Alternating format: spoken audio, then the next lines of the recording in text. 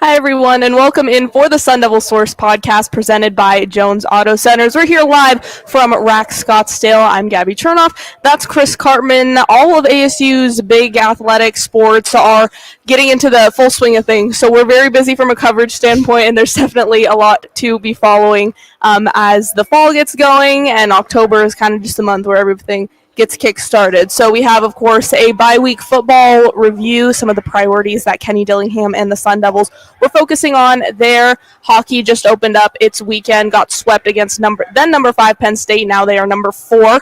And basketball had its kind of first big event of the season in Moonlit Madness. Bobby Hurley, Molly Miller, and both Sun Devil men's and women's basketball programs were getting into the swing of things there. Kicked it off at Novus Place. Seemed to be a good amount of fans show out there. So, Chris, this is an entirely new look men's basketball roster for Bobby Hurley.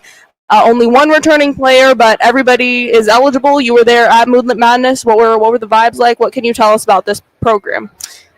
Hard to tell what to make of this team, Gabby. You're not going to find out from watching a dunk contest and some three-point shooting. They have some length.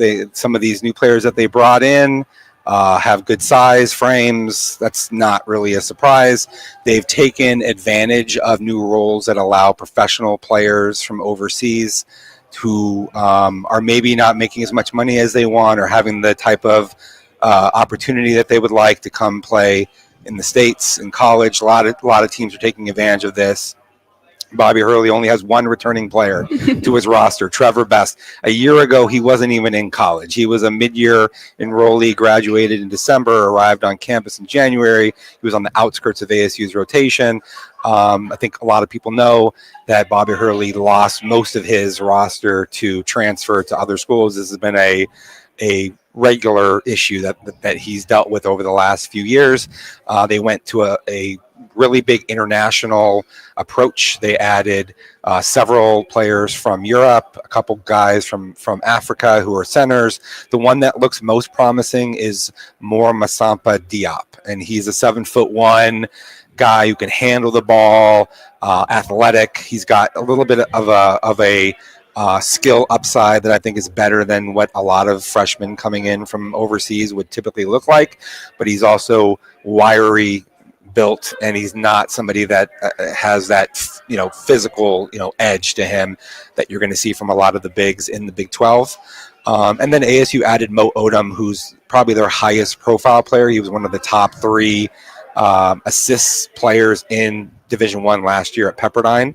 And he's somebody that Bobby Hurley's gushed about for not only his ability to set up the action, but also shoot the ball. He was in the 3-point shooting contest, did reasonably well. And then they have some other players who I think will be, encouraging as we'll learn more about. Injury-wise, they have a couple guys that are probably going to be borderline to start the season. Maurice Adams is probably their second biggest addition, came in from Cal State Northridge.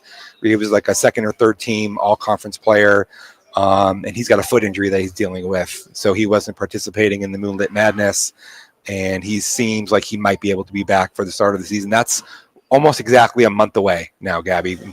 So we'll get a better sense. They have a couple exhibition games coming up here in the next week or two, and we'll probably go and be able to watch an open practice or so, and then we'll get a better feel for where they're at. Well, a lot of excitement kind of this year around the women's program, too. Graham Rossini obviously hired Molly Miller. That program was not doing very well after Natasha Adair last year. So kind of a lot of eyes in that regard on the women's program Big as ticket well. Sales. Yes. Mm-hmm.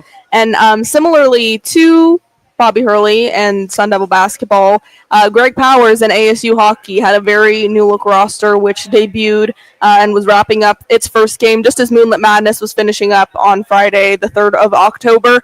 ASU did get swept. They dropped one spot in the rankings. They got swept by a very, very good Penn State team. That's one of the favorites to win a national championship this year. And it was kind of one of those things where almost if you look at the score, especially from the first night, it doesn't, 6-3, if you look at that as a hockey score, you think, oh, this team kind of dominated. That wasn't necessarily the case the first night, and especially not the second night, but both nights they went into the final period of the game with the lead, and then 4-goal third periods by Penn State, and ASU lost both of those games.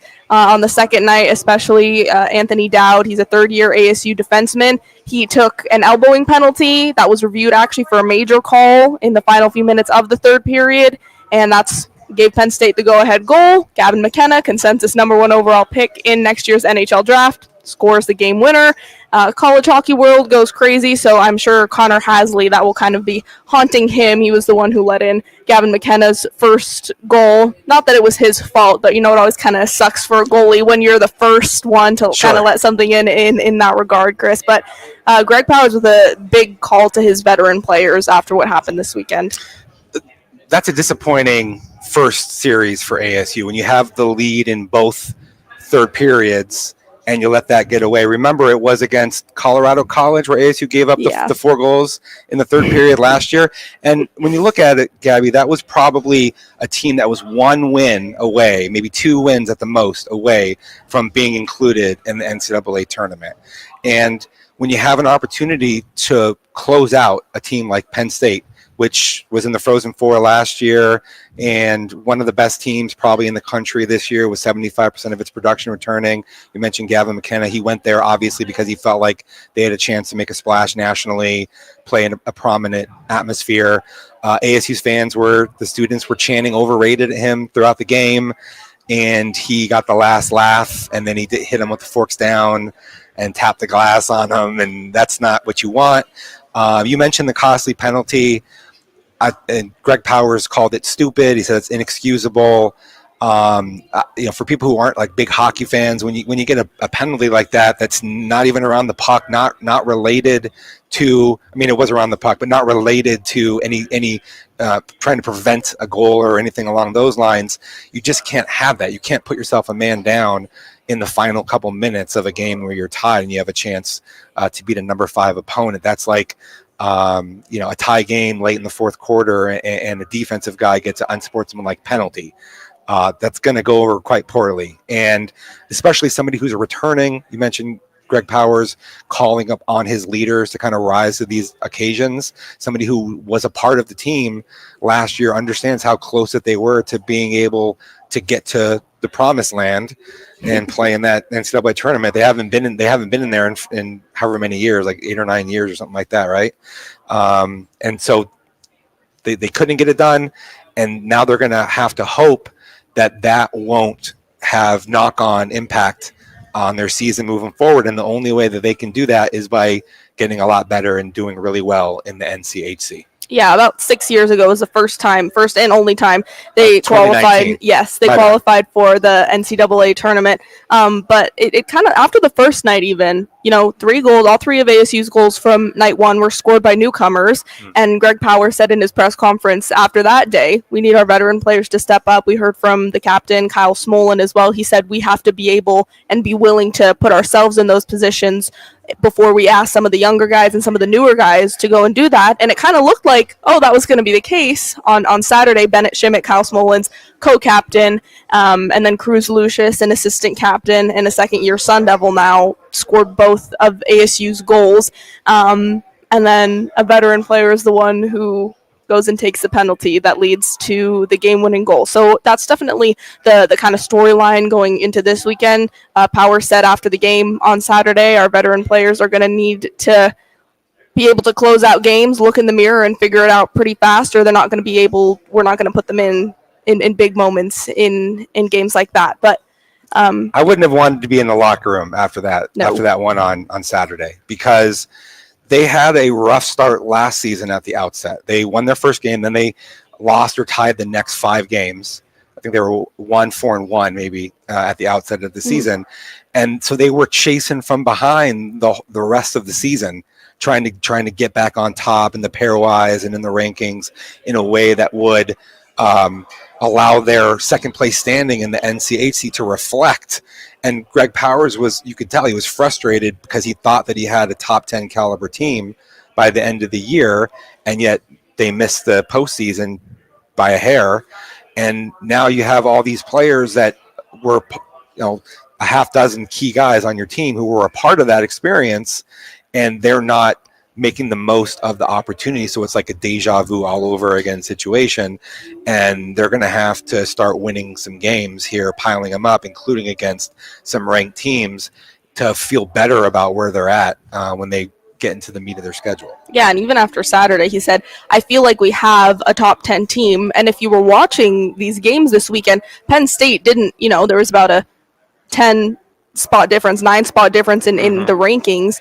But ASU didn't look like a team that was ranked 9 spots behind Penn State. Like with the eye test, they looked like they were playing right with them. And Power said that. He said, we're beyond moral victories, but if there is something to take away from this, it shows that we can skate with any team, and especially a team who's kind of projected to be a national champion and is the national champion favorite. Yeah, so, first of all, we saw some of the best teams in the country come into Mullet Arena last season. And ASU hung in its games or beat Denver. Western Michigan was the national champion. ASU was maybe a slight notch below Western Michigan. And I thought the physicality of Western Michigan was better, and that was a differentiator. And Powers worked to improve the physicality of his team through recruiting this year, adding some bigger, stronger guys. I felt like that hinted at some promise on the ice, what we saw over the weekend. And I agree that for a team of Penn State's caliber and prestige, with how much that it returns, compared to ASU, which is having to fill in a lot of its production from last season, the difference was not much. But that's also sort of the reality, I think, of college hockey when you get into the top 10 to 15 teams. And that's why you got to be able to take advantage of the opportunities when they're right there in front of you. Yeah, they absolutely did prove that they can skate, can play with any team during that Western Michigan series. Last year, they were the first team last year in the NCHC to beat Western Michigan in regulation. And that was end of February, I want to say. So towards the end of the season. So, 17 new players on the roster. Greg Power said he didn't want to, chalk it all up to that this weekend, but he did say on Friday that the inexperience definitely showed. So maybe after this weekend against an opponent like Penn State, it'll kind of ready them. They host the 2025 Icebreaker Tournament this weekend. They'll play Notre Dame at 7 p.m. on Friday. Quinnipiac and Alaska Fairbanks play on Friday, and then ASU plays on 7 p.m. again on Saturday, whether they win or lose against Notre Dame. All right, with that, football obviously was in a bye week last week. We will get into all of our football-related stuff in just a second after a quick word from our presenting sponsor, Jones Auto Centers. For over 60 years, the Glenn Jones name has been recognized for integrity and honesty. From the Jones Auto Centers in Wickenburg. Jones Ford Verde Valley. Take a nice country drive out to Buckeye. When you're talking about Arizona's best, you're talking about the Jones Auto Group. It's quick, fast, strong. I want to invite you to visit our new facility in Casa Grande and enjoy our country-style way of doing business. We're the Joneses. For over 60 years, the Glenn Jones name has been recognized for integrity and honesty. From the Jones Auto Centers in Wickenburg. Jones Ford Verde Valley. Take a nice country drive out to Buckeye. When you're talking about Arizona's best, you're talking about the Jones Auto Group. It's quick, fast, strong. I want to invite you to visit our new facility in Casa Grande and enjoy our country-style way of doing business. We're the Joneses. For over 60 years, the Glenn Jones name has been recognized for integrity and honesty. From the Jones Auto Centers in Wickenburg. Jones Ford Verde Valley. Take a nice country drive out to Buckeye. When you're talking about Arizona's best, you're talking about the Jones Auto Group. It's quick, fast, strong. I want to invite you to visit our new facility in Casa Grande and enjoy our country-style way of doing business. We're the Joneses. Hi, everyone, and welcome back inside Rack Scottsdale for the Sun Devil Source podcast presented by Jones Auto Centers. Gabby Chernoff and Chris Cartman. We are now joined by ASU 24/7 reporter Joaquin Rodriguez. Joaquin, welcome back to the podcast. Thanks for having me. Excited to be here. We're going to get into some of the bye week stuff after a little bit of kind of a broader view of just the season as a whole up to this point, and then we'll get into a Utah first look. Sun Devils heading into a very hostile environment this week. So, Chris, some of the bye week priorities, we saw a lot of scrimmaging with the younger players. They said that's a really good kind of just meter to see for the younger players to see where they're at. Obviously, goal line struggles have kind of Big time. recently arisen as a theme for ASU, and then just some defensive communication stuff. So, what other kind of news analysis is there from this bye week? Yeah, I was kind of frustrated because when Kenny Dillingham and ASU's coordinators were talking to media on Tuesday and Wednesday, that's when the young players were scrimmaging. So the evaluator in me wanted to go and watch those young guys, but then I needed to go ask questions, and I even said something to Dillingham. It is what it is. The reality is ASU got so much better last season as the year unfolded, right? And I think a lot of people expected, myself included, them to be further ahead with some of these offensive respects with this team, with a quarterback who's returning, and you have some of your offensive linemen back, and your starting tight end is back, and your top receiver. But they've improved pretty steadily over the last few weeks.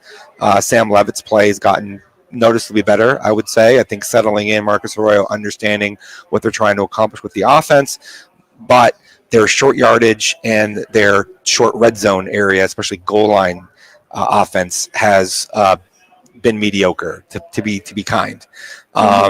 They ran into a brick wall at Mississippi State, ended up losing that game, and then it's been an issue that's continued to plague them to some degree in the weeks since then. So bye week, focus on tight red area, goal line situation. Kenny Dillingham's been asked multiple times, are you going to use Kanye Udo as a short yardage runner? And he didn't say no. He said they even considered using Tristan Bacon, who's a freshman on scholarship. He's a linebacker, and Kenny Dillingham called him the Baconator. And it reminded me of. Where's that Burger King NIL deal? Let's get him in here. The Baconator, isn't that Wendy's? Oh, it's Wendy's. Yeah, it's Wendy's. Bad job by me. That's okay. But that reminded me of Todd Graham, whom Kenny Dillingham worked for some years ago, and he was a graduate assistant because he always had nicknames and said some funny little things like that. But they got to figure out a way. Now, I don't know that just running straight ahead is the solution. I mean, that you would like to be able to do that, and yeah, they've gone to more quarterback sneaks, but I think the reality is you need to find some misdirection plays. You need to get the ball in the passing game while you're rolling out with Sam Levitt, naked bootlegs coming from under center, get some misdirection, block releases, things with your tight ends involved. Use your running backs. People don't really tend to defend running backs well in the passing game anywhere on the field in college football or in the NFL if you watch that on Sunday. So you got to find creative, different ways in some of those key situations to be able to make those plays. They're pretty close, and they hit on the big play to Jaron Hamilton. We've been waiting for that to happen all throughout the early portion of the season. And as I said, Levitt has settled in a little bit better, and there's more of a understanding of what they're trying to be. Raleek Brown's done a very good job in the run game overall, but you got to be able to continue to progress, and in some of these key areas, especially if they can turn their red zone drives into more touchdowns, I think that is going to be crucial. Defensively, Brian Ward was pretty frustrated with giving up some 2 runs of 7 or 8 yards that should have instead been third downs in the red area, and they would have probably been able to get off the field there. They like their defense in when offenses are in that more condensed situation when they're pinned with the goal line. And I just think the reality is that they're perfectionists. You see in this staff a extreme willingness to embrace the things that are their flaws and then try to work on those things. So they did take advantage of the bye week, and that came at a really important time for them, as we're going to talk about, because they got this big time game coming up on ESPN, nationally televised at Utah, followed by number 9 Texas Tech in a 1 p.m. game the following Saturday. So now's the time to really kick it into high gear. Yeah, it'll definitely be a very telling next couple of games for ASU. It'll tell us a lot about this team, and especially this will kind of solidify or unsolidify any hopes at the Big 12 championship and kind of their postseason odds, depending on how especially these next couple of games go. They're either going to be the front runner if they can win both of them, or they're going to be still in a great position if they split the next two, or they're going to be in trouble if they lose the next two. Absolutely. So we're going to learn a lot in the next 2 weeks. Yeah, but as you said, goal line struggles, something that have recently emerged for this ASU team. Definitely something that's been kind of unexpected, I would say. Not a struggle that I think any of us really thought of watching camp and going into the season. Cam Scadaboo, he's when you lose Cam Scadaboo, that shows up. Yes, absolutely it does. But we're going to get into a segment now. We're each going to share 2 things that have impressed us with this ASU team, and then 2 things that have kind of been disappointing, and 2 things that may not have been in a great spot at the start of the season, but are trending in a positive direction and look to be a more positive thing going into the future. So, Joaquin, I'm going to start with you. If you want to just give a couple of things that have kind of impressed you. Well, yeah, the first thing that stands out is the pass rush. Chris talked about it. This coaching staff loves to attack things that they know are their flaws. Last season, pass rush was a flaw. They ranked 132 out of 134 FBS teams in pass rush. Clear fall. So under Dylan Reynolds, he clearly attacked this issue this past offseason. Really got his guys in the lab, got him lifting, got him eating right, got him working out when they needed to. And it's clear, Justin Watley lost weight, but he's still the second strongest on the team. CJ Fight, more explosive than ever. And Prince Dorba added 10 pounds of muscle this past offseason. Then against TCU, before that bye week, it was unclear this Bay. The entire pass rush counted for 6 total sacks. Prince Dorba was 3 of those. He had that strip sack to put him in position to ultimately hit that walk-off field goal. So the pass rush has just been night and day difference compared to last season up until this point. What's your second thing? And the second thing is Jordan Tyson. I mean, up until now, he has 7 receiving touchdowns. That's tied for most in the country. Obviously, with the absence of Jalen Moss the last few weeks, they're able to move him around, put him in that slot position, and he's dominated in every single spot he's been in. The 7 touchdowns, obviously, tied for most in the country. Then 37 some receptions, also top 10 in the country. So top to bottom, him and Levitt have been a tandem that have just used defenses up until this point. Hard to argue with those ASU's first, I think, in the Big 12 in number of sacks. Prince Dorba was the player of the week for his 3-sack performance, including the play of the week probably in the Big 12. I'm not going to disagree with you, but I'll say another strength has been ASU's secondary play. Now, they showed some cracks against Mississippi State. They had the 3 big plays that they gave up for touchdowns. That was ultimately the difference in that game. 2 of those were coverage busts. One of those was by a newcomer, right? Boogie Wilson. But the what you need to be able to do is to learn and rebound from those opportunities, right? And I feel like with Keith Abney playing at an all-conference level, if not an all-American level, really, he's you wrote a nice story about it, Joaquin, but he's the second in the Big 12 in overall PFF grade. He's in the top 10 among guys with 100 snaps or more in PFF grade. He's bigger, stronger. I had him on my preseason all-conference submission because I expected that was going to happen. And when Javen Robinson went down, Rodney Bimage stepped up and he played really well in his first game with big-time number of snaps. And so that, to me, was a sign, coupled with Xavier Alford being out of the game the last few weeks, and he's not going to play against Utah. We'll see about Texas Tech. These other guys have risen to the occasion.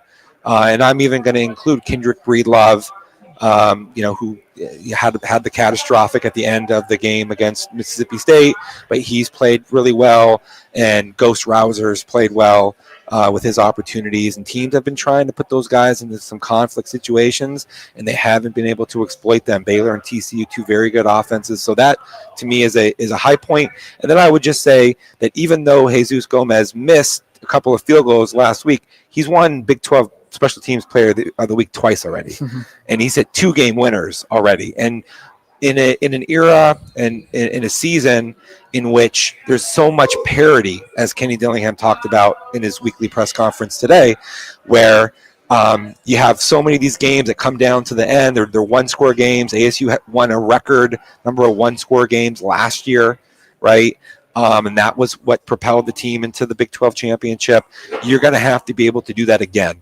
And they showed in their first 2 weeks of Big 12 play that they were ready for that with an improved kicking situation with the addition of Jesus Gomez. Yeah, I would have to agree on ASU's pass rush. They all get together at the end of every practice. As soon as practice ends, they throw their hands in the middle. They do this even before games too, and they say, "Go Rushmen." That's their kind of nickname. You had the linebackers who were the werewolves last year, and this year now you have the Rushmen. I always think back to, I talked to CJ Fight in kind of spring camp, and he said, I asked him about ASU's pass rush. They weren't getting as many sacks as they had hoped for last year, and he said, Coach Reynolds always tells us that sacks are like girls. If you keep chasing them, they're just going to run away from you. What do you think about that, Gabby? Is that I would say there's some truth to that. I would say there's some truth to that. But, I think I would venture to say they've been chasing them this year, and they've been getting them. So maybe a faulty analogy. But I think the analogy is not bad because what they've done is they've improved their team rush. Mm-hmm. It's not one guy trying to make a play. It is, how do we run a stunt here that has one guy picking two guys and a looper coming around and getting to the quarterback? How do we have containment that allows our secondary rush to get home because the quarterback didn't get out of the pocket? So you can't have that your eye too focused on something, because then it can get away from you. But if you collectively have the right team approach, then it can work. Well, it's definitely paid off. Like you said, a very impressive performance by that D-line. What's your second? I'm getting there, Chris. Okay. I'm getting there. I didn't forget. Don't worry. Okay. But we knew that from fall camp too, just how impressive this defense was going to be, and especially that defensive line. But now my second thing, I would say ASU's kind of like next man up mentality, and how those, I guess, next men up have really performed. You look at Martell Hughes last week or 2 weeks ago now, I guess, iced the game with an interception. He's a sophomore. He's going to be kind of, I guess, the veteran presence in that linebacker room next year. Derek Eusebio, there was a little flash last year of what he was able to do. ASU has really started to utilize him more these past two games. And then Rodney Bimage too, like you mentioned, and Boogie Wilson have been a few guys that they're not the big names on the defensive end, but they've really stepped up and they've made an impact. So we've asked the players about that too. They say, you have to stay ready so that when your opportunity comes, you are ready. And sometimes they just say, "That's just football, man. I'm a football player, and that's what I do." But so those are a couple of the things that have impressed me this season. All right. Flip side, two somewhat disappointing things that we've seen from this team this season. Joaquin, we'll start with you. Well, yeah, the first one that stands out is offensive line.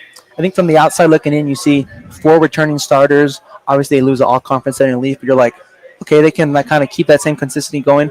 But you dig into it, Ben Coleman made a whole position switch from left guard to center. That's asking a lot from any player, specifically center. Never played center before, so you got to make those pre-adjustment reads, pre-snap reads. And I think it showed. They went on the road to Mississippi State. There were some clear mislapses. I spoke to Ben Coleman after the game. He said there was definitely a few existing spots where he felt like he miscommunicated or timing wasn't right, but he felt they could get going. When they get going, all of a sudden against Baylor, it feels like it's prevalent again. There's a few snaps, a few false starts, a few penalties. So I think with that kind of lingering over into the bye week, there's a question raised over going on the road to Utah, one of the most underrated environments of college football. I don't know who watched that BYU-Utah game last year. The refs couldn't even hear their own whistle. That's how loud it was. So I think seeing how Ben Coleman and the entire offensive line adjusts to that is going to be a question. Then going even more, they brought in Jameto Bigbo to replace Ben Coleman, and then middle of first quarter, second quarter, I believe. Yeah, first quarter. Wade Helton. They've had enough, and they make the sub, tie the left side of the O-line switch, middle of the game, like the blink of an eye. So I think there's a lot of, I don't want to say questions. I mean, question is the right word, but we don't know what they're going to trot out tomorrow at practice, and we'll report on that, and then we'll see what they do on Saturday in Salt Lake City. Do you have a second one? Oh, yeah, the second one. Sorry, I'm sorry. The second one being punting. I mean, Kenyon Floyd went down with a quad injury. Yeah. And then Matt McKinney stepped in from Australia, came over to the States to play for Arizona State, hopefully punt. And ever since he's been thrust into that role, he kind of hasn't produced what you would expect from somebody overseas. Like, oh, he's a highly touted. We went out of our way to pick him from Australia. He had 2 punts last week. They totaled for 59 total yards, a 29 and a 26-yarder. That's just something you can't have when you want to flip the field. If you look at any of these good teams, people always talk about Nick Saban. Special teams was a specialty of his teams, always came through. So I think Matt McKenzie, fine. I don't know if it's the leg not being there. He has the leg in practice, so it has to be something else. So 55 yards for 2 punts is not going to slide for if you want to reach the Big 12 championship and ultimately the college football playoff like Kenny and his staff wants to. Things change when the lights are on. Bright lights, that can mess you up a little bit, and he's got to get adjusted to that. And we'll see if Kenyon Floyd's going to be able to go this week or not. I think that's a big deal. He's been questionable every week going into the game. Then he ultimately plays, but that's more of just like a precautionary thing more than you. Yeah, well, I think that they've been trying to allow him to heal to get into where his leg is better without being far less than 100%. Yeah. But they're going to need him going into Utah. I'm going to agree with you. I'm going to expand on what you're saying because special teams has been a vulnerability for ASU really throughout Kenny Dillingham's tenure. Now they improved their field goal situation, but their punting has been a disappointment.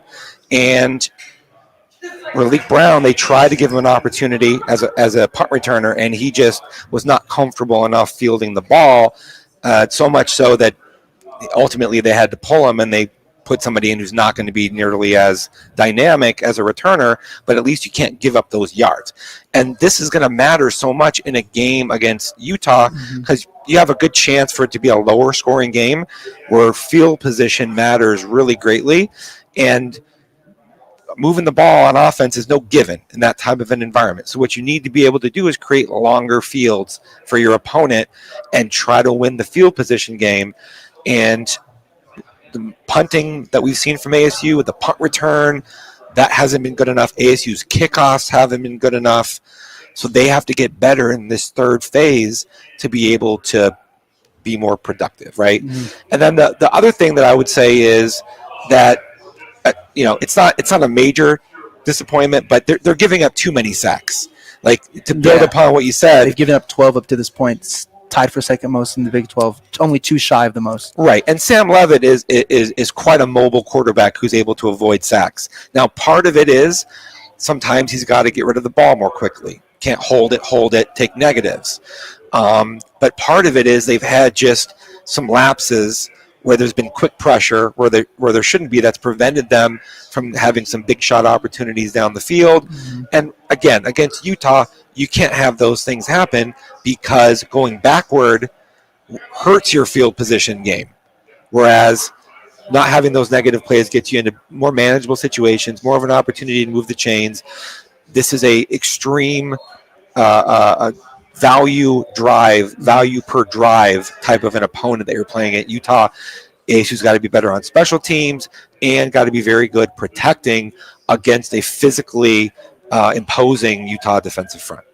Yeah, I would kind of just honestly echo both of the things that you said, Joaquin. I don't want to say all the same things that you just did, but I mean, special teams, Kenny Dillingham said coming into the season that they should be much improved in that kicking game. Like you mentioned, Chris, definitely much improved. 2 game winners, 2 special teams player of the week honors for Jesus Gomez, but having Kenyon Floyd questionable and out has really hurt this team in terms of, like you said, Joaquin, trying to flip the field. So we did get a question on the live stream whether or not Kenyon Floyd has been healthy and what his status is, but it sounds like he's still questionable. I think so. He didn't do any punting in practice last week. They've been trying to rest his leg, get it to where he's healthy. We're gonna find out next day or two how involved that he is, and by Thursday's podcast we should have a really good idea. Remember, they have the Big 12 injury report. The first one of those drops every week on Wednesday at 7 p.m. Arizona time. So we'll know more about where he's at with his leg, and that is absolutely going to be a very important factor in this game. Yeah, and then the offensive line, there was already a lot of uncertainty going into the season on that left side. Now the right side is solidified, but there's just a lot of movement, and so much of what makes a successful offensive line is chemistry and trust, especially when you have to communicate and be in sync with the quarterback as much as the offensive line, and especially it's loud. Especially the center does. So probably not as much synchronicity as they would like right there as of now. But Joaquin, like you said, will be interesting to see what they do with that left side moving forward, and how those guys end up kind of working together. Yeah, I mean, I spoke to Ben Coleman after that Mississippi State game. He said he was excited for Utah because he wanted to test that like atmosphere on the road and see how he can like live up to that expectation. So it's going to be interesting to see how he and that O-line. I'd be shocked if it was louder than Mississippi State. The cowbells are unique. Are really, yeah, that's a difference. But Utah is one of the louder environments, and we're going to have to see if they are able to have clean operation without any sort of snapping or communication issues, false starts, things of that nature. All right.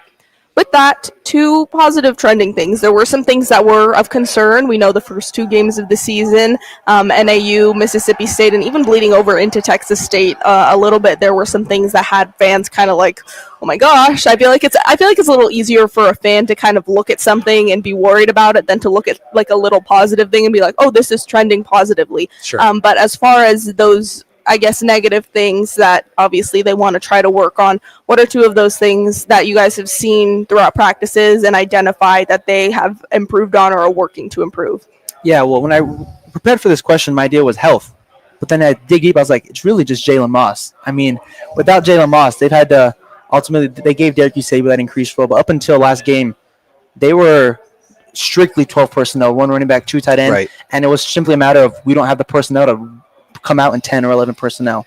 So Kenny Dillam said today in his presser he expects Jalen Moss to be healthy on Saturday. I think that's going to be a big game changer, not only because they don't have to live in the 12 personnel, but it gives Sam Levis some easy checkdowns on early plays with the slot receiver kind of streaking out on the side or finding that gap in between the zone coverage. I think things like that are going to allow Sam Levitt to improve and kind of find those easy checkdowns.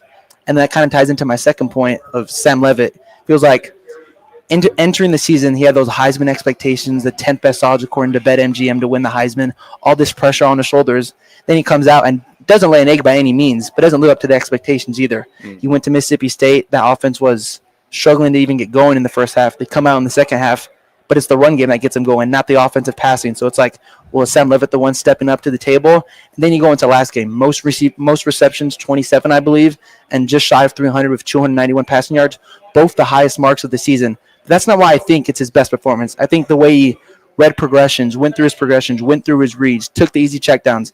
I think that's a mixture of Marcus Arroyo kind of not lobbing him up some easy completions, but making it easier for his quarterback to get comfortable in a big game like that TCU game was. So I think Sam Levitt kind of easing towards success is the other thing. I mean, if you look at last year, he kind of had that same trajectory going into the conference play also. I agree with that.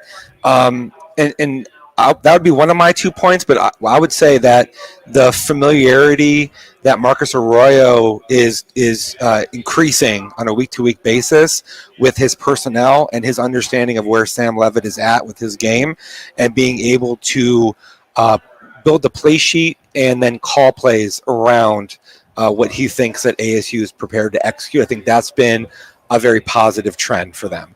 I don't know whether Levitt's best game was at Baylor because that's on the road or TCU, but no question he played much better in those games than he did in the first portion of the schedule. And they've been working in some design quarterback runs, some midline read options, first level type things that are easier, I think, for a quarterback to be able to execute. They connected on the shot play. They're going to need to be able to do that better. And I think given the challenge of being in a lot more 12 personnel than they had anticipated, that was a little bit hamstringing of where they were at offensively earlier on in the season. I do think that they're going to continue to get better. And then another trend line has just been, I think, their overall operation. They had a lot of holding penalties. Yeah. They had a lot of like alignment issues and things on both sides of the ball early in the season. You're going to typically get that. Those things need to be cleaned up significantly by the time you get to these games where every possession matters a lot more, like we anticipate will be the case against Utah and Texas Tech, and especially when they're going on the road in a hostile environment. Dillingham mentioned Utah's got an 80-something% win rate in night games on Saturdays at home, and a big part of that is you can't kill yourself with penalties that take you out of drives when every drive has so much value.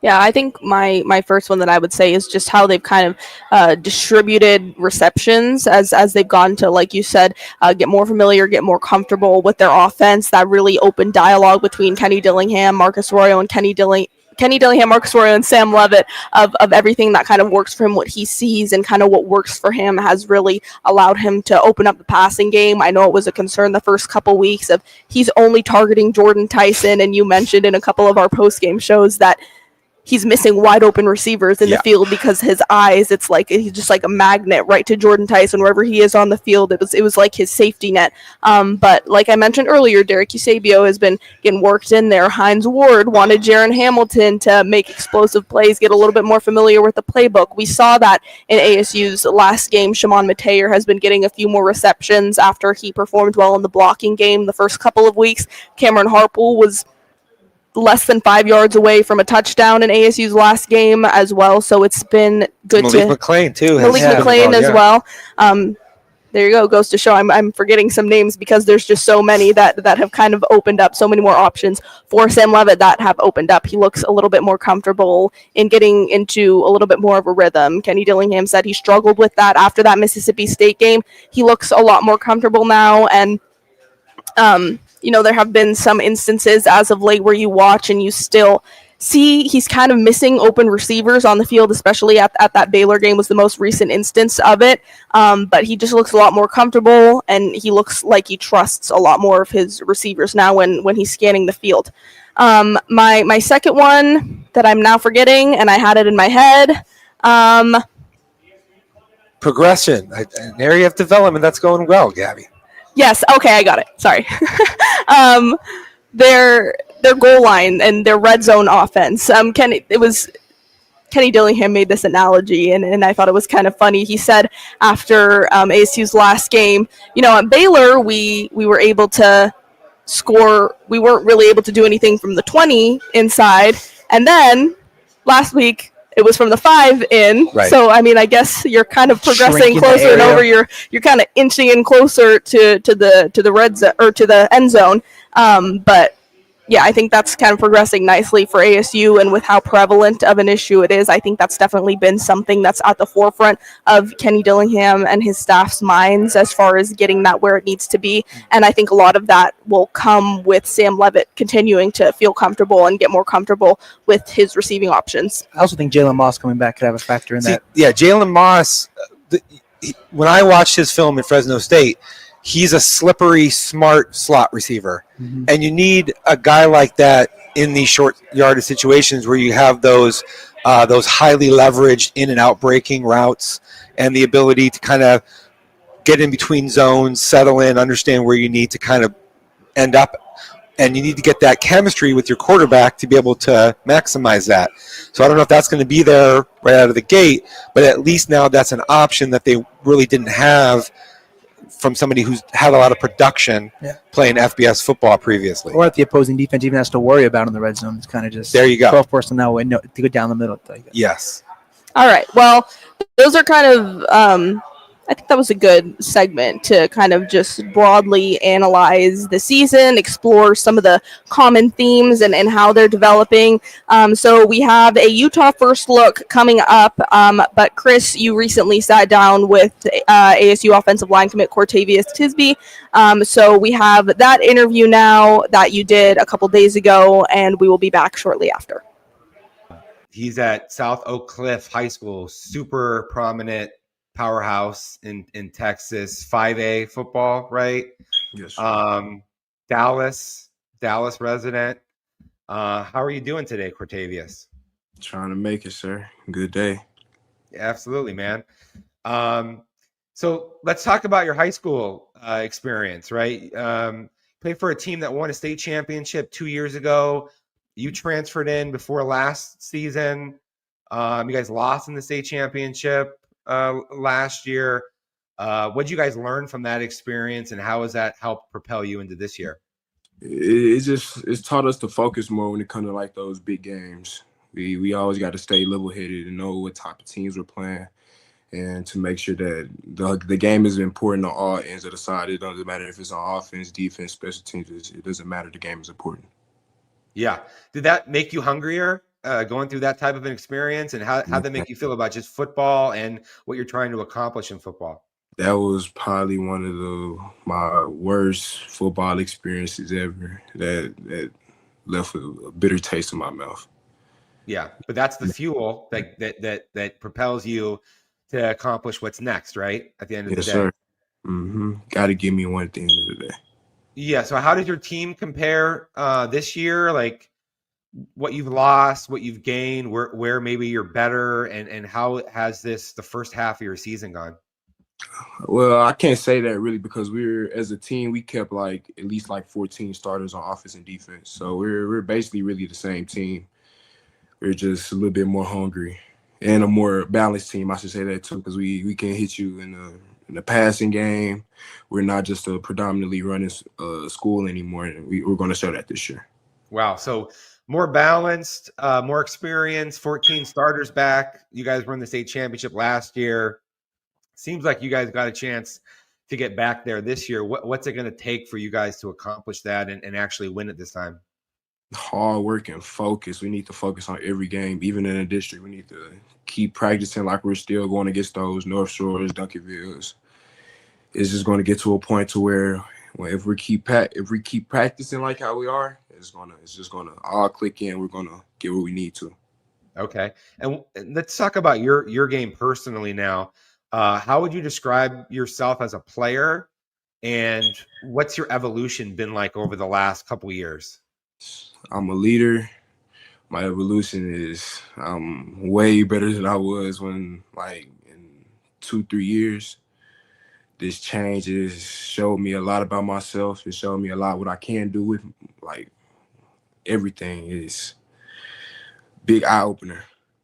Yeah, you mentioned being a heavy run based team. Does that mean that you were further along as a run blocker than in pass pro, or how would you describe it? It's like it's really still 50-50. I can do both. I can get dirty in the trenches. I can pass block I can do it all. Yeah.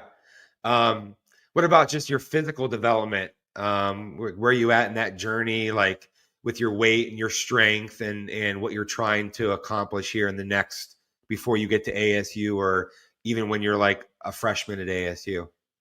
Right now, I'm fighting that 275, 273 mark. But before I touch ASU campus, I want to be at least like 290. I want to be ready to play. If I can't play, it's cool. I'm gonna still be working my butt off to get on the field. Okay. And what about in the weight room, strength and conditioning? How good are you in those aspects? As strong as an ox and can run as best as any skill position player you can. Yeah, I'm different. You're different. When you say you're strong as an ox, then that makes me want to ask, okay, what are some of these, like how much do you clean or squat or things like that? I'm pushing like 5 on squat. I can clean 250, and that's just some of the numbers. I can run like right now. I'm running like a 4.5-ish, 4.4-ish. It's going to 4.5. It's going to get like that. What kind of quickness do we got on the hand timer on the 4.5 at 270 there, Cortavius? I can make it official. We're gonna have to. On the next episode of the Sun Devil Source podcast, we're gonna have to join Cortavius as he runs a 40-yard dash. Yes, sir. That's amazing. So walk me through this recruiting process at ASU. For the Sun Devils to pull a player from South Oak Cliff, I think a lot of people took note of that. Like that's a big deal when that happened. So walk me through just how they recruited you and what led to your decision to commit there. It's really just because it's the Dallas. I mean, it's really the Texas to Tempe movement. We have multiple commits in Texas that's trying to get to Arizona just because of the movement they have and all the coaches they have from Texas and all the experience they have in Texas. Right. And so who made you feel really comfortable early on in the recruiting process with the Sun Devils that you talked to a lot and you connected with and that that led to the way you feel about him now? It had to be my guy, Coach Ty and Coach Zeke. Yeah. Them my dogs, but really the whole coaching staff made me feel at home. Even when I brought my people down there for the OV, it really just felt like a home next to. It felt like Texas. I ain't gonna lie. Yeah, Ty Barrett's like super. You know, the younger guy, deeply entrenched in Texas. He knows the landscape. So, what is his personality like, and how did he help make you feel so good about it? He's really just like he's like an uncle that's a coach. He's going to teach me the right things, but still have enough. Well, teach me enough discipline to know when I have messed up and when I need to take responsibility. You mentioned Zeke. That's Isaiah Williams. What about him? What does he do? Him and my dad are like this. Like every time I'll talk to my dad, he's like, "Yeah, you talk to Zeke. He's on to Zeke." I said, "No, sir." He's always checking in on Zeke. He's trying to make sure everybody's good. So was it a situation where by the time you got to ASU for your official visit in April, you already knew what it was going to be like, or were you still trying to figure out some more things before you made a commitment? Oh, nah, I knew what was going on. I didn't even take no other OVs. It's locked in. I'm ready to be a Sun Devil. Nice. And so from then until now, like it's already been like 5 months or something like that. So what's the relationship been like? Are you still talking to those guys the same amount? Are they trying to, like teach you some details about their offensive line and their blocking and protections, or what are the conversations like now? They're still talking to me the same. It's always going to be the same level of love and respect between everybody. We want the same for each other. It's always going to be there. Sure. And you're listed as an offensive tackle prospect. Is that where you are confident that you're going to end up playing in college? I like to play football. Let's just say that. It doesn't matter what position I play. I'm going to play football, and it's what I love to do. Anywhere on the line, you're good with then, basically. Anywhere. Well, with the 4.5 speed, maybe they need to get you into some tight end sets or something like that. Or even if they want to get me in a defense, I got the longest arms in Texas. Wow, what's your wingspan? What is your wingspan? It's like reaching like 7'3", 7'4". It's pushing one of those. Wow, crazy wingspan. I got like an 86, whatever that. That's insane. Yeah. That's like a 7'4" wingspan. Yeah. And you're like 6'5" or 6'6" or something like that? I got like a little minor, little growth spurt. I'm like 6'7" now. Wow. Okay. So we got a pushing 6'7" offensive tackle prospect who weighs 275. Who wait, what'd you say? Sound like an alien. You're describing an alien. So who do you look up to in football? Like, are you like are you a student of the game? Do you watch NFL players, college? Like, what's your experience like? Really, Trent. I've been watching Trent a lot because we played Longview for the past 2 years. I really wanted to see how he used to get dirty in the trenches. Another dude is I like Panay. I like all the big name dudes. I've been watching a lot. I've been seeing a lot of dudes get torched too. It's been a couple little games for a couple players. Sure. Yeah. Panay Sewell's he's about as impressive as you're gonna get, right? Yeah. And so are you gonna be at ASU in January or are you gonna stay the spring at South Oak Cliff? At this point, I really don't know. I really got to get with my counselors and all the people at ASU, but I'm just ready to play football. Hope I can get there as soon as I can. Yeah. You love football. You're like a super excited, like high energy type of a guy. You called yourself a leader, right? Yeah. How does this feel? It's like you're about to finish high school. The next chapter is right there in front of you. You got to stay on the page and make sure you take care of your business. What's that like for you? It's right now. I'm focused on like getting to state, making playoffs, and trying to prove a lot of people wrong right now. And it's going well so far. We just, like I said, you got to keep level headed. Make sure we do everything that it takes. Yeah. Well, the expectations are going to be high now from the podcast. We're talking about the alien offensive lineman with the crazy long wingspan and the great speed and the frame and everything, coming from one of the top high school programs in the Dallas area, or really in Texas Yes, sir. overall. So we're going to be following up and continuing this storyline when you guys are in the playoffs, and afterwards we'll circle back before you get to ASU. And I really appreciate your time joining us on the podcast, Cortavius. Yes, sir. Appreciate yours too. Absolutely.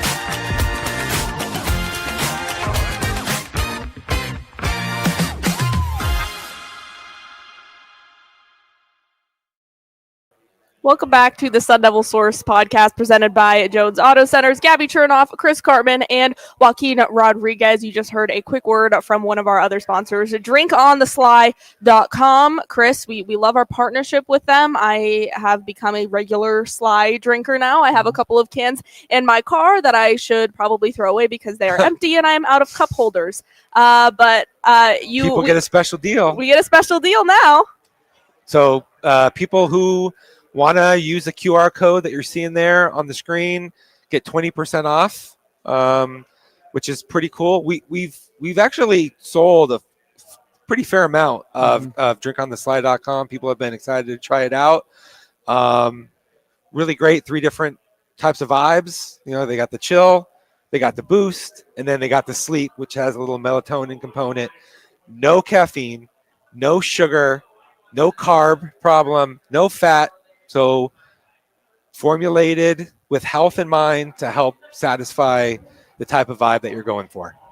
Yeah, we love Sly. They were out here. We're generous enough to provide some things for our giveaways and our raffles that we did last week when we had Kenny Dillingham on the podcast for our live event. You can find Drink on the Sly at a few different, I think, gas stations around the area, and you can also find them at Devil's Liquor. It's just getting into Sprouts too. Oh, they're getting into Sprouts. Perfect. So even more accessibility. And I did see that they're in Sky Harbor now. They're in a few different stores and different terminals in Sky Harbor. So if you are catching a red eye for an ASU flight and you need to catch some Z's on the plane, maybe check out the Dream Drink. Or if you're catching an early flight to an ASU football game or anywhere you're going, you can grab one of their boost drinks as well. Caffeine-free energy drink, just all natural ingredients that kind of wake you up a little bit, help the mind.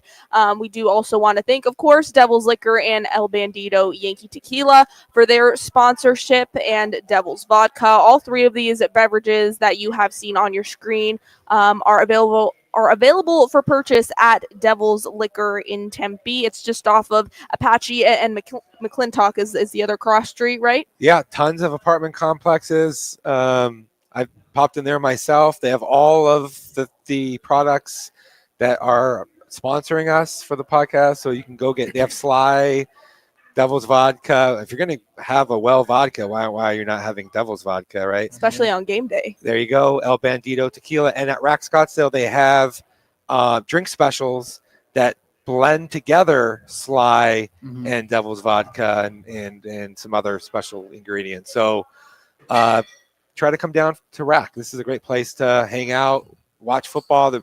The Monday Night Football game's going on right now on a bunch of TVs, and they got pool tables and dartboards and all kinds of stuff. They have an indoor-outdoor vibe too. So now that the weather's kind of nicer, this is the place to be in the heart of Old Town. Yeah, especially if you're not making it out to Salt Lake City for that ASU Utah game this weekend, 7:15, pop over into Rack Scottsdale. You can have a Devil's Vodka and Sly mixed drink and support the Sun Devils, who kind of help us support us as well. Yeah. Bring it all together. Bring it all together. And while you're at it, maybe drive over here in your vehicle from Jones Auto Centers. Yes. All right. With that, Utah, as I just mentioned, Joaquin, you've been doing a lot of the kind of research on this Utah team. Kenny Dillingham talked in his presser today about just how dangerous this Utah team is. So on an offensive side, just what have you seen and what have you been able to uncover about this that ASU will have to go up against this week? Yeah, Utah finished 5-7 last season, the second worst record under Kyle Whittingham in his long tenure there. He's been there 21 years. Chris has been covering ASU football for 20-some years too. 21 years. Similar. So 21 years. So Kyle Whittingham's been there a while. So it was the second worst season. ASU obviously knocked them off in Tempe last season, a big upset win against a ranked team. I believe was there a field storm that game? I don't know. There was a field storm, yeah. It was a crazy field storm where Crazy Kenny game. Dillingham was in the middle and you could hear him screaming. He lost his voice. He was like, no, that was the BYU game, but he was like, I was one of these guys. I was one of these guys. He was like jumping around in the student section with everybody. Yeah. That was a very gifable moment that happened with Kenny Dillingham on that one. He has a lot of those, I feel like. He does.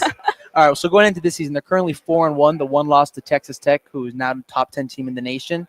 But then going into their offense, they have a quarterback in Devin Dampier, transfer from New Mexico, and he didn't come by himself. He came with offensive coordinator, and they're kind of like a tandem that a lot of people saw going into the year, kind of like Oklahoma and how John Mateer came with his offensive coordinator from his previous school. There's a lot of questions surrounding how he would run the offense. And up to now, it's been a triple option style offense. They line up with Devin Dampier in the backfield with two options behind him, and he's either pitching, he's running, or he's dropping back. So as a defensive line, there's a lot of questions on where to attack. So the big thing is they got to fill gaps. ASU is going to have to fill those offensive gaps to keep Devin Dampier dropping back and force him to throw. He's one of those guys who's an elite runner, one of the best runners in the country. But when he drops back to pass, that's where he seems to struggle. Against Texas Tech, he had that interception, struggled at some points, and just his passing game hasn't really matched as good of a runner as he is. So in terms of forcing Dampier to drop into the pocket, force him to throw, that's going to be crucial for ASU. Utah has two running backs that kind of take the entire workload of their offense, N'Corey Rogers and Wayshawn Parker. They both have accounted for more than, I think, 3 touchdowns and 4 touchdowns for the other. Both have more than 200 yards. So they're both kind of the power backs that they look to get going. And so that's kind of the offense up until this point. Yeah. You mentioned triple option. This is a different type of a rushing attack than the teams that ASU's played to this point in the season, or really even last season. You have a lot of design quarterback plus ones, which basically means that you're going to have to account for the quarterback in the C gap, D gap, even outside of that. It's a full width of the field type of a thing. And what you typically have is players who are responsible for the pitch and the quarterback and the RPO component, the passing component. And that's the challenge of a Devin Dampier. He's like a running back playing quarterback. As a passer, he likes to get the ball out of his hand quickly, but if he has to sit there and make progression reads, that's where he's vulnerable. He had 10 interceptions last season at New Mexico. He had 2 or 3 interceptions in a game earlier this year. And so he's prone to giving the ball away when you make him throw it through tight windows. Mm-hmm. And ASU is a zone-heavy team, a cover 3, more than probably 50% of its base downs. But in order to be able to do that and force him into those difficult situations, you need to be able to strangle the run at the line of scrimmage, make sure that you're rallying to the ball all the way out into the perimeter, and then doing a good job of making sure that he's not able to get the ball to where he wants to in the passing game. That's really the whole key. Their receivers aren't that great. Their running backs are good, but not better than what a lot of teams ASU's played. Their offensive line is basically elite. Yeah. They have a couple of offensive tackles that are going to be high NFL draft picks. Their guards will pull and get out into space and be super dynamic. They're athletic. And so they're going to reset the line of scrimmage.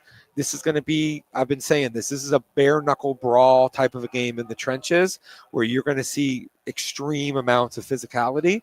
And is ASU ready for this type of a challenge coming off of a game that included 13 TFLs, 6 sacks?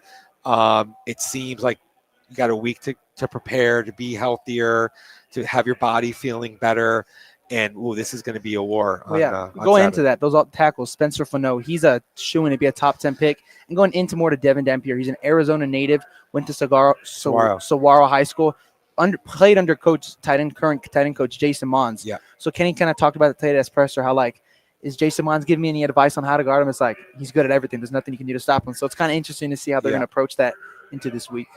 Yeah, just to kind of put it into perspective, that was when Saguaro was kind of like a powerhouse in Arizona high school football. Liberty is the back-to-back champions the past couple years in Arizona. The only Arizona-based team to beat that Liberty team in the past 4 seasons, including this season, is that Saguaro team that was led by Jason Mons and Devin Dampier. So Kenny Dillingham did talk about, maybe I should have recruited him a little bit harder. He talked about that in his press conference today. So we'll hear that quote from him now.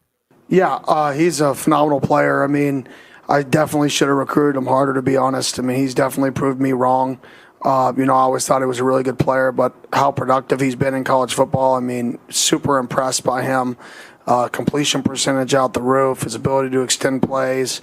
How he runs the offense and operates it. I mean, definitely a miss by me, 100%. And kudos to them for having him on their team because he's a really, really good football player. He's a tough guy to tackle. He gets the ball out fast. I mean, he just does a lot of things well, which is why he won a lot of games at Saguaro High School. So kudos to him. I'm happy for him. I mean, my brother-in-law coached him, was his quarterback coach. Jason Mons was his head coach. So even though we're playing him this week, I got a lot of respect for him, his game, how he plays, how he goes about his business, and how he continues to prove people wrong and has a chip on his shoulder. So I got nothing but respect for him, and I wish him luck the rest of the way. All right, so Kenny Dillingham and ASU's defense especially, very tall task with Devin Dampier this weekend. But on the defensive side of things now, where does that stand? What is Sam Levitt going to be up against this week? Yeah, there's one word to describe Utah's defense, and that's physical. I mean, Kenny Dillingham talked about it today. They have big dudes up front. That front seven is going to get after the quarterback, get pressure on them. So that's going to be a big challenge. I think going into this game specifically, going on the road in a hostile environment, Sam Levitt has kind of thrived in these kind of backyard style football, scrambling out of the pocket. And a lot of that comes with like pre-snap reads, adjusting the offensive line, seeing things that like he can read pre-snap. Well, on the road against the defense, he's not going to be able to do that as well. It's going to be loud. It's going to be hostile. The offensive line's not going to be able to communicate as well. So that's going to be a challenge for ASU. Now, going back into their defense, the big thing about Utah's defense is they'll get in and out of man coverage quickly. They'll show a zone, ultimately blitz, show a blitz, drop back into zone coverage. So it's just Utah's defense is not similar to Baylor in the sense that they only do that, but they have the ability to scheme together and show quarterbacks something that's not actually there. They're actually a little bit similar to ASU. They play so hard, great passion, great physicality. They keep you guessing about their coverages, right?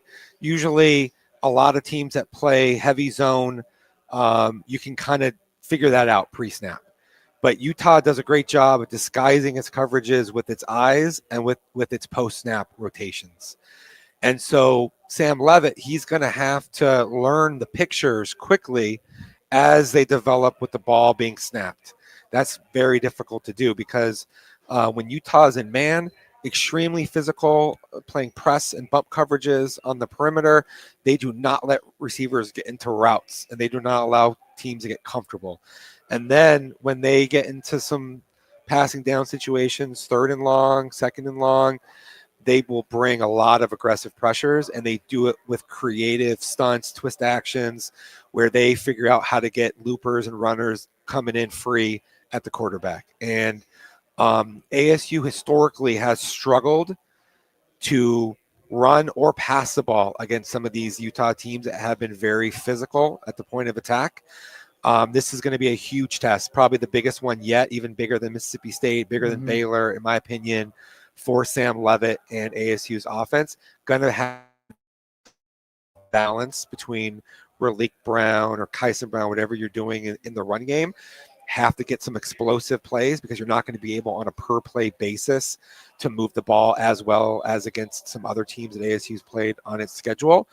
And you can't take negative plays. So that earlier, when you get sacks, when you get TFLs, and you end up behind the chains, it kills your drives against this type of a team, and it takes away your momentum. The life of the crowd builds, and it becomes more problematic for you You got to have maximization of each drive. That requires positive plays, first, second downs, third manageable. That's when Levitt can use his feet to scramble for the marker and get them into some scoring opportunities that they can try to maximize. Well, it seems like ASU has kind of been up against a lot of different creative and I guess different defensive fronts. It seems, they prep for something one week that's unique, and then they see something just as unique the following week. So it sounds like it's kind of no different with this Utah team as well. So we'll have to see how that all plays out this weekend. 7:15 Arizona time kick on ESPN.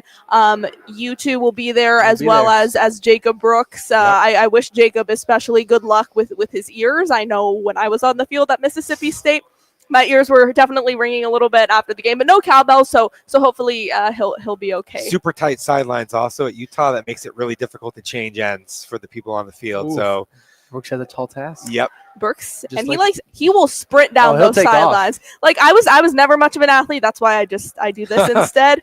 But I try to run sometimes, but Blake Neiman against Blake Jacob Neiman Brooks. really set. Yeah. That's like a race. That's like a thing that you can bet on the side. You can do some parlays, some prop bets, Sun Devil Source parlays. Yes. Yeah. Who's going to be able to change ends faster? ASU fans that are going to be there. Pay attention. You guys know Blake Neiman, Jacob Brooks. Pay attention and see what those guys are doing, changing ends. Yes, let us know how you do on your prop bets. I always like to try if I'm like in the Baylor game, I always like to try and find everybody that I know from Cronkite on the broadcast, especially like if they're towards the end zone. I'll be like, who can I see there? And I'll point everybody out. I've seen you when I rewatch the games. I always see you guys right where the action is. So maybe I'll just look for a little blurb across running across my screen with some of those wide angle shots. But Jacob will be hosting our third Thursday podcast. That will be the really in-depth preview at this Utah game with the two of you, of course. So that'll be out. And someone who covers Utah for 24/7 Sports. That's something new that we've introduced. So if you haven't been able to check out one of our preview podcasts yet, since Mississippi State, I believe, is when you started that, we bring on the 24/7 Sports reporter who covers that team, and we bring them onto our podcast because, we can give our analysis, we can do our research, but it's not going to be anything quite like someone who covers this team vigorously and really closely. So look out for that podcast on Thursday. That's all we have for you from Rack Scottsdale this week. We thank you so much for watching, for tuning in live, for watching it back if you're watching it back on YouTube, or for tuning in on Spotify or Apple Podcasts. Like I said, Thursday will be that Utah preview podcast. Gabby Chernoff, Joaquin Rodriguez, Chris Cartman for Sun Devil Source. We will see you right back from Rack Scottsdale next Monday.